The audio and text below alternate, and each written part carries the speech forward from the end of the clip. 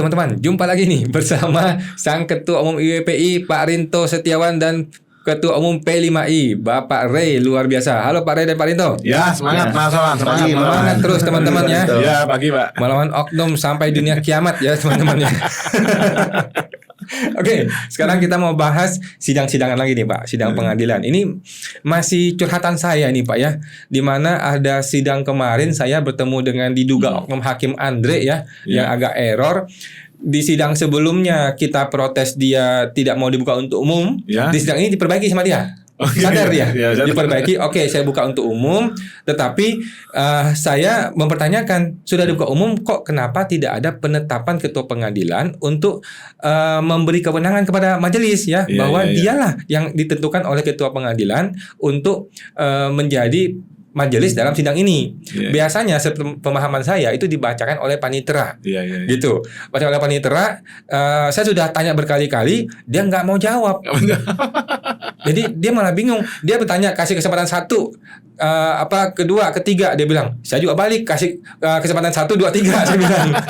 3 kesempatan dia bertanya, saya tidak jawab. Saya bertanya, dia tidak jawab. Ditutup sidangnya. Gitu. Jadi sidang itu ditutup tanpa tahu siapa yang memiliki kewenangan sebagai majelis hakim. Saya bingung, dia nggak tahu dia gimana. Nah, ini boleh nih ke Pak Ray ini bagaimana nih Pak? Apakah penetapan ketua pengadilan mengenai kewenangan majelis ini sesuatu yang wajib atau tidak wajib? Kemudian siapa yang dibacakan? Kemudian kapan dibacakannya Pak? Gimana hukum acara peradilannya Pak? Baik, terima kasih pertanyaannya Pak Wan. Ini lagi-lagi kita bicara mengenai hukum acara peradilan pajak ya. Kalau pertanyaan mengenai apakah penetapan ketua pengadilan pajak wajib dibacakan pada saat persidangan, jawabannya wajib. Kalau begitu normanya ada di mana? Normanya tidak ada di Undang-Undang Pengadilan Pajak. Adanya di Per 1 tadi yang saya sebutkan 2010, Jungto Per 1 2012, Jungto Per 3 2016 untuk persidangan onsite dan Per 1 2023 untuk persidangan online. Nah, hukum acara peradilan pajak mengharuskan ketua majelis melalui panitera pengganti untuk membacakan penetapan ketua pengadilan pajak. Apa isi penetapan ketua pengadilan pajak? Isinya adalah substansi atau keputusan yang mengamanatkan kepada majelis tertentu untuk memeriksa, mengadili dan memutus perkara akuo. Ya, jadi kalau misalnya perkaranya PTA lawan DJP, nah tentu PTA ini kan diberikan nomor sengketa Pak Wan. Nah nomor sengketa atau nomor perkara ini katakanlah 007. Nah 007 ini siapa yang akan memeriksa, mengadili dan memutusnya? Ada 20 majelis A dan B di pengadilan pajak dengan 72 jumlah hakim. Siapa yang akan memeriksa dan mengadili serta memutusnya nanti? Kan harus dipilih Pak. Nggak mungkin 72 hakim boleh memeriksa kan gitu kan. Hanya boleh 3 kan begitu.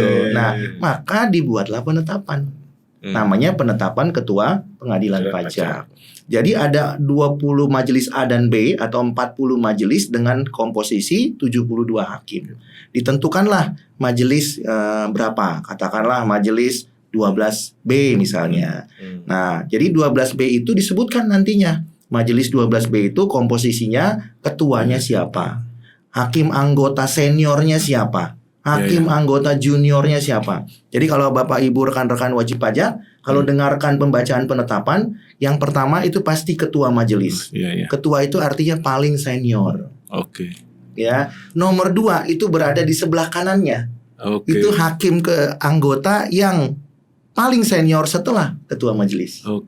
Dan hakim anggota yang sebelah kiri ketua majelis adalah hakim paling junior.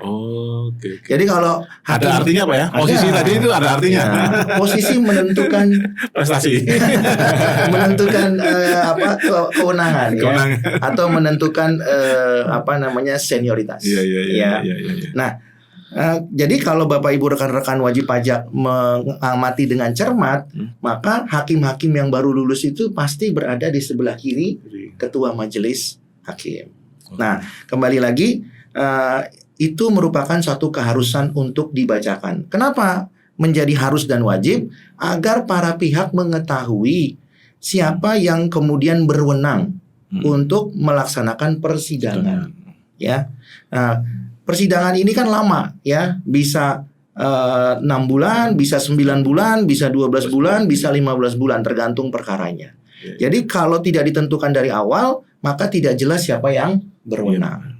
Nah, perlu saya tambahkan juga bahwa keharusan atau kewajiban untuk membacakan penetapan ketua pengadilan pajak bukan hanya berkaitan dengan penetapan majelis yang dari awal ditunjuk untuk memeriksa perkara akuo, tapi juga terkait dengan penetapan sehubungan dengan adanya pergantian anggota majelis. Oke. Jadi sangat dimungkinkan. Oh, Jadi kalau jalan ada pergantian Pak ya? Iya, Oke, betul. oke. Ada pergantian, ada penetapannya lagi, Pak. Oke. Oh. Dan harus dibacakan lagi. Jadi ini semacam kalau ini Pak Rey, kalau kita di pemeriksaan pajak itu kan surat tugas Pak ya. Ini surat tugasnya hakim untuk Betul. memeriksa perkara. Oh, Betul, Pak. Kalau di pemeriksaan kan harus ada pergantian. Iya. Atau namanya surat tugas perubahan. Nah, begitu juga di pengadilan pajak ada, Pak, penetapan terkait dengan perubahan susunan majelis hakim. Karena di majelis hakim ada juga mutasi dan rotasi kan, Pak. Iya. Ada yang kemudian menjadi hakim yang mempunyai jabatan struktural, ada juga yang tetap di posisi fungsional tapi kemudian mengalami mutasi. Iya. Nah, jadi hukum acaranya mengatakan harus juga diberitahukan kepada para pihak. Nah, jadi para pihak harus mengetahui. Pertanyaan berikutnya, apa manfaatnya buat wajib pajak? Tentu ada. Wajib pajak ketika melaporkan hakim tersebut tidak salah lapor. Iya. Ya kan, Pak Awan? Ya, dia tidak salah lapor ke Komisi Yudisial. Iya. Misalnya Bapak di awal itu ternyata yang memeriksa adalah ketua majelisnya A atau anggotanya B, kemudian B diganti menjadi M, Bapak kan tidak kemudian melaporkan yang lain gitu loh, Pak. Pasti melaporkan yang B yang pernah bersidang begitu ya. Kalau Bapak laporkan M ternyata pas dia bersidang baik-baik aja kan jadi salah lapor, Pak. Iya, betul. Padahal yang melakukan perbuatan itu kan si B gitu, Pak. Nah, jadi itu manfaat dari pemberitahuan penetapan ketua pengadilan pajak ya. Lagi-lagi untuk memberikan transparansi dan memberikan jaminan siapa yang berwenang memeriksa, mengadili dan memutus perkara akuo. Dan pada saat yang bersamaan memberikan kemudahan kepada para pihak untuk menindaklanjuti upaya-upaya lain, upaya administratif, upaya hukum, pengaduan, pelaporan kepada hakim-hakim yang diduga melanggar kode etik dan pedoman perilaku hakim. Demikian, Pak Wan. Oke, thank you. Luar biasa Pak Rey ya. Luar biasa analisisnya sangat mendalam.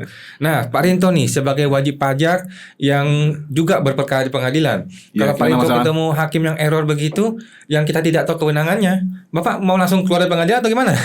Ya, kalau saya sendiri sih kalau hakimnya ini sudah melanggar hukum acara formil dari peradilan pajak Mas Awan, ini berarti kan bisa ini diduga bahwa ini memang pengadilan sesat. Kalau saya sendiri langsung saya tinggalkan Mas Awan.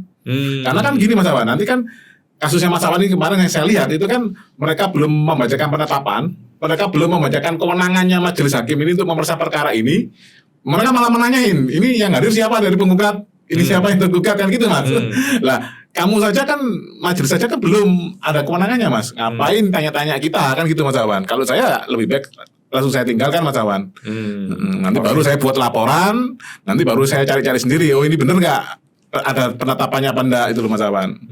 Jadi kita laporannya malah gampang Mas. Ada majelis hakim ini melakukan sidang tanpa membacakan penetapan, tanpa ada dasar kewenangan. Sidangnya tanggal sekian, jam sekian, hari apa gitu Mas Awan. Lebih enak lapornya langsung di awal aja Mas.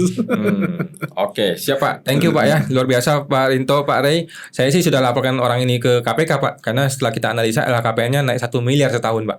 Oh, Hakim naik 1 miliar setahun, luar biasa ya. Oke, makasih Pak Rinto, makasih Pak Rey. Jumpa lagi di podcast berikutnya. Makasih Mas Awan. Ya, Sama-sama. Pak Wan.